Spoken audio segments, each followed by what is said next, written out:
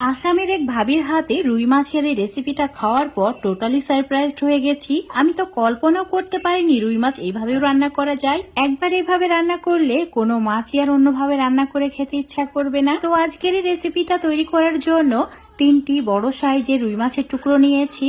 নুন আর হলুদ আর অল্প একটু সর্ষের তেল দিয়ে ভালো করে মেখে নিয়েছি। এবার এগুলোকে ভেজে নিতে হবে। ভাজার জন্য চুলোর উপর একটা ফ্রাই প্যান নিয়েছি, দিয়েছি সর্ষের তেল পরিমাণ মতো। তেল খুব ভালোভাবে গরম হয়ে গেলে অল্প একটু নুন আর হলুদ অ্যাড করে দিতে হবে। তারপর এইভাবে একটু নাড়িয়ে নিয়ে এর মধ্যে অ্যাড করে দিতে হবে মাছের টুকরোগুলো।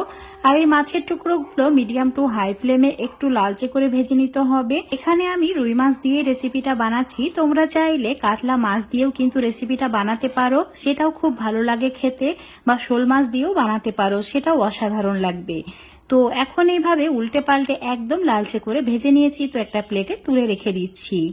ওই তেলের মধ্যে 2টি বড় সাইজের আলুকে কেটে নিয়ে অ্যাড করেছি। আলুর পরিমাণটা নিজেদের পছন্দ মতো কম বেশি করে নিতে পারো। এবার এটাকে একদম লালচে করে ভেজে নিতে হবে।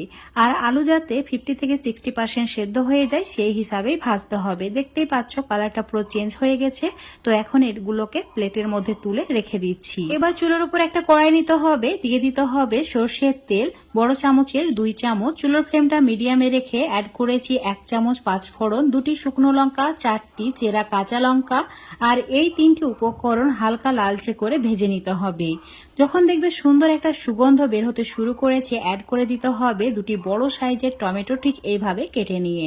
তো এখানে টমেটোর পরিমাণটা একটু বেশি রাখতে হবে, তাহলে এই মাছের রেসিপিটা খেতে খুবই সুস্বাদু হবে। এবার একটু সময় নিয়ে মিডিয়াম ফ্লেমে টমেটো ভেজে নিতে হবে। টমেটো যখন দেখবে একটু সফট হয়ে যাচ্ছে, দিয়ে দিতে হবে স্বাদ মতো নুন আর সামান্য পরিমাণে হলুদ গুঁড়ো আর কাশ্মীরি লঙ্কার গুঁড়ো 1 চামচ মতো, এটা কালারের জন্য। এখন সমস্ত কিছু আবার একটু সময় নিয়ে কষিয়ে নিতে হবে।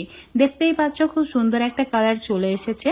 এবার এই সময় অ্যাড করে দিতে হবে ভেজে রাখা আলু টুকরোগুলো। তারপর আবার একটু সময় নিয়ে মিডিয়াম টু লো ফ্লেমে কষিয়ে নিতে হবে। 5 থেকে 6 মিনিট মতো মিডিয়াম টু লো ফ্লেমে কষিয়ে নিয়েছি আর খুব সুন্দরভাবে তেলটা ছেড়ে দিয়েছে। এবার এর মধ্যে অ্যাড করে দিতে হবে জল। তো এখানে নর্মাল জলই অ্যাড করেছি 2 কাপ।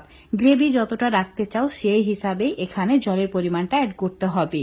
ভালো করে মিশিয়ে নেওয়ার পর এখন ঢাকা দিয়ে মিডিয়াম টু হাই ফ্লেমে 5 মিনিট রান্না করে নেব, যাতে আলু 80% মতো সেদ্ধ হয়ে যায়।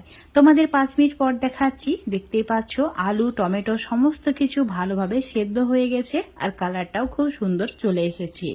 এবার এর মধ্যে অ্যাড করে দিতে হবে ভেজে রাখা মাছের টুকরোগুলো। ঠিক এই সময় মাছের টুকরোগুলো অ্যাড করবে, তাহলে মাছের টুকরোগুলো কিন্তু ভেঙে যাবে না। মিডিয়াম আঁচে 2 মিনিট মতো রান্না করে নেওয়ার পর মাছের টুকরোগুলো ঠিক এইভাবে উল্টে দিতে হবে। উল্টানো হয়ে গেলে চুলোর ফ্লেমটা একদম কমিয়ে দিয়ে ঢাকা দিয়ে রেখে দিতে হবে 2 থেকে 3 মিনিট। তাহলে খুব সুন্দরভাবে সমস্ত কিছু রান্না হয়ে যাবে। এখন এর মধ্যে অ্যাড করে দিতে হবে কেটে রাখা ধনেপাতা কুচি।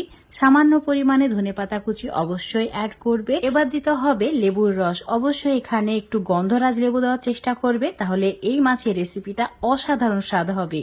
এখন ঢাকা দিয়ে 1 মিনিট রান্না করে নিচ্ছি, তারপর চুলোর ফ্লেমটা অফ করে দেব। তোমাদের 5 মিনিট পর দেখাচ্ছি। দেখতেই পাচ্ছ কত সুন্দরভাবে মাছের রেসিপিটা রেডি হয়ে গেছে। এটা গরম ভাতের সঙ্গে খেতে অসাধারণ লাগে। আসামের এই রেসিপিটা এতটাই সুস্বাদু হয় যে একবার বানিয়ে খাওয়ার পর রোজ রোজ বানিয়ে খেতে মন চাইবে। তো বন্ধুরা, আমার রেসিপি ফলো করে একবার হলেও এইভাবে রুই মাছ বা কাতলা মাছ দিয়ে রেসিপিটা বানিয়ে খেয়ে দেখবে। তারপর কমেন্ট করে জানাবে। আজকে রেসিপিটা ফেসবুক পেজ থেকে দেখলে পেজটাকে ফলো করে নেবে, ইউটিউব থেকে দেখলে চ্যানেলটাকে সাবস্ক্রাইব করে রাখবে আরো এরকম রেসিপিগুলো পাওয়ার জন্য।